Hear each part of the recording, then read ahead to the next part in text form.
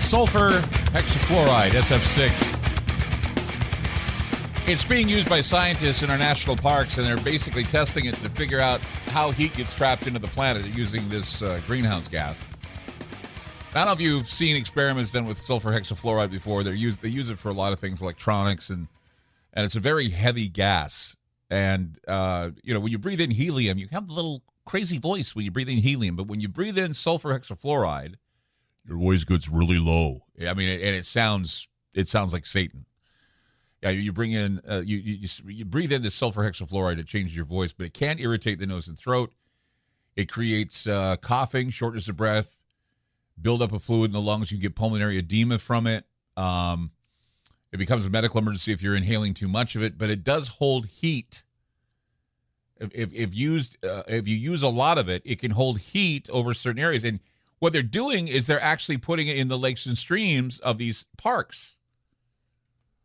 And as I said before, they're just using very little of this SF6, but they're doing it on public lands, and it's designed to go on for 30 years. This study about SF6 being a greenhouse gas that could keep the heat on the planet. So this whole study comes about at a time when people are thinking about climate, thinking about the heat, with a lot of them saying that scientists who understand the urgency of climate crisis have special obligations to set an example to the public by reducing the greenhouse gas emissions of their work. And so what are they doing? They're using greenhouse gases on the planet to test heating, to figure out how the planet is heating itself with greenhouse gases. So they use one of the most dangerous greenhouse gases out there. And even though scientists claim that they're using a small amount in their experiments, the fact that it can heat the atmosphere, with very little gas should raise the debate about geoengineering again, and how they're,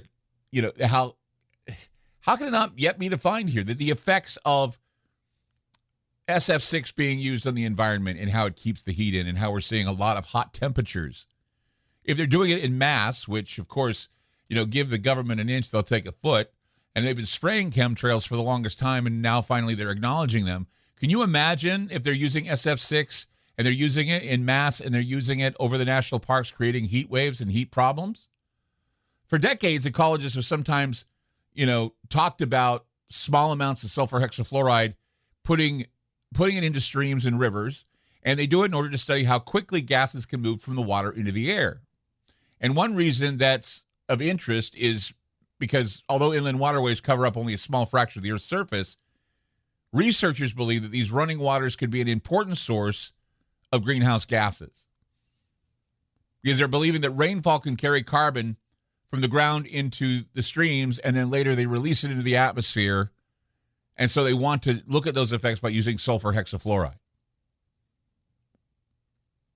Ecologists have always known that sulfur hexafluoride was itself a potential or a potent greenhouse gas. But scientists have this excuse that they're using it just a tiny amount, and you don't have to worry about what we're doing with this SF6 stuff. I mean, tests involving sulfur hexafluoride have been built into the standardized protocols of the National Ecological Observatory Network, which is called NEON, which is an ambitious government-funded effort to track ecological changes. Its mission, according to its website, is to use consistent methods to collect all kinds of data on 81 different locations across the nation, and to do this regularly for the next 3 decades. So what they're doing is, for the next 3 decades, they're going to be using SF6, sulfur hexafluoride. They're going to use it to trap heat on the planet. And we're trying to get rid of heat on the planet, right? So they want to trap heat on the planet to basically learn how rain transfers greenhouse gases from the lakes and streams into our atmosphere. And they're using it with a very dense gas called sulfur hexafluoride. And they're wondering where the heat waves are coming from. They're wondering where the weather patterns are changing and why weather patterns are changing. This is a $500 million project. It's an ecological project. And they have monitoring instruments that are being constructed. Others that were constructed took about, 20 years. And then in 2019, they went full tilt with the experimentation of SF6 on public lands and private lands where water is, to test the gases and see how they can keep heat close to the planet. So scientists at Yellowstone National Park were starting to question what Neon was doing because they were releasing sulfur hexafluoride at Blacktail Deer Creek. And according to these documents I was reading last night, public records request by the Public Employees Environmental Responsibility, government officials were noticing that the environment was being harmed and that temperatures in the areas where they were using this SF6 were increasing. And that we weren't seeing rainfall, we're seeing the ecosystem dying in these areas. Okay, so here we have this billion-dollar government project, where they're testing SF6 to keep the heat in, this greenhouse gas.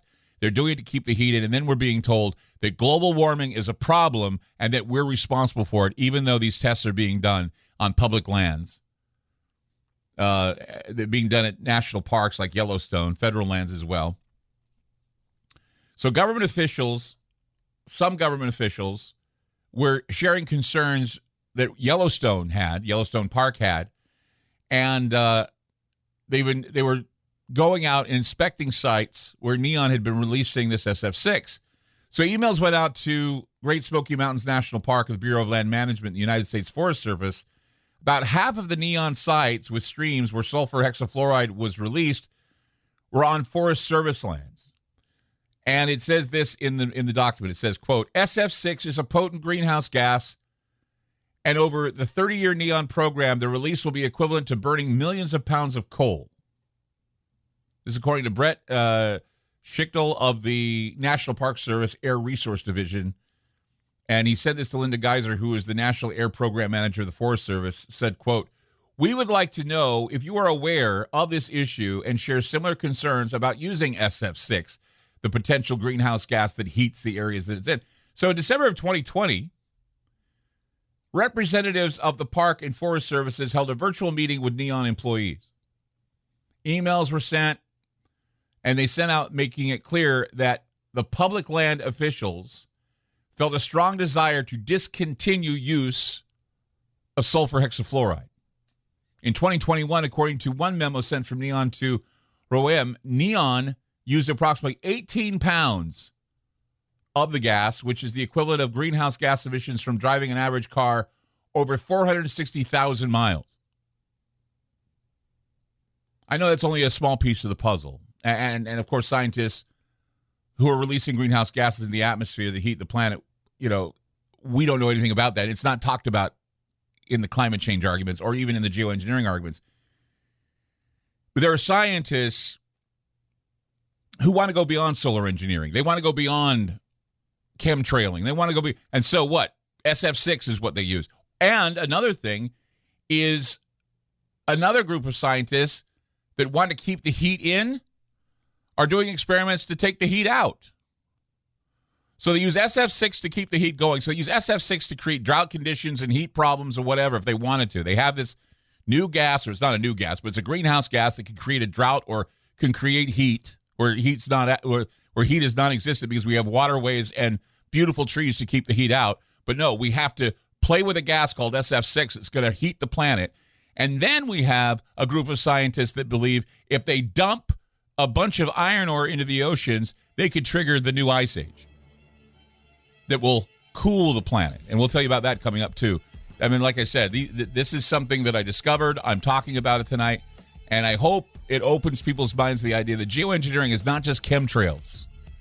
It's this. It's using SF6 to heat the planet. And people wonder, why is everything so hot all of a sudden? Well, figure it out.